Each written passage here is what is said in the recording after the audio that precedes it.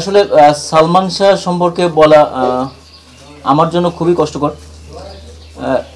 কারণ হচ্ছে যে সালমান শাহ একজন শিল্পী।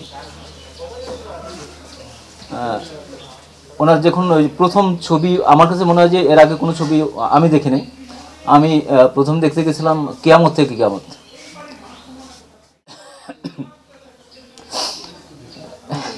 একটু বেশি ইমোশনাল ব্যাপারটা চলে আসে।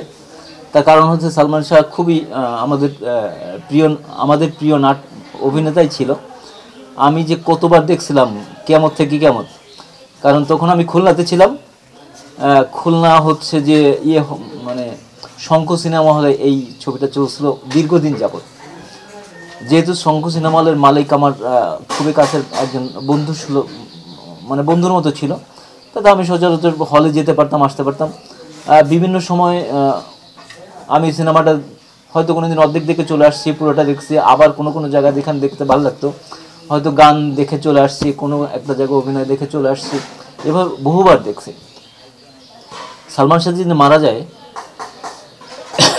সেদিন শুধু আমি না, মনে হয় সারা বাংলাদেশের মানুষ খুব কষ্ট পেয়েছিল। এমন একজন শিল্পী মারা গেল, এবং তখন তো বলা হয়েছিল যে সে আত্মহত্যা করেছে বা সে কীভাবে যেন মারা গেছে, রিপোর্টগুলো অন্যদিকে এসেছিল। তা এই 30 বছর পরে যখন সালমান শাহর আসল মৃত্যুর রহস্যটা বেরিয়ে আসে এবং তার স্ত্রী সহ আরও 10 জন, টোটাল 11 জনের নাম আসছে, আমার কাছে মনে হয়েছে যে এইটা সঠিক তদন্ত হয়ে একটা এমন দৃষ্টান্তমূলক শাস্তি হওয়া উচিত যে কোনো শিল্পীর সাথে, শিল্পী কি সালমান শাহরা তো হচ্ছে আসলে দেশের সম্পদ, এই সম্পদ নষ্ট করার যাতে কেউ সাহস না করে। অতএব কোনো শিল্পীদের কেউ যেন কোনো রকম এই ধরনের পলিটিক্স করার সুযোগ না পায়, কোনো সাহস না করে।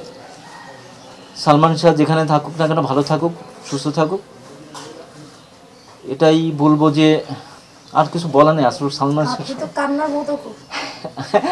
আসলে আমি দেখতে পাচ্ছি সালমান শাহকে, মানে আবেগটা ওইখানে। একজন শিল্পের যে একটা ব্যাপার, মানে আমাদের মনে হয় এইখানে বর্নিংটা। তো যাই হোক, সালমান শাহ ভালো থাকুক, এর সুষ্ঠু তদন্ত এবং দৃষ্টান্তমূলক শাস্তি হোক যারা এই কাজটা করছে।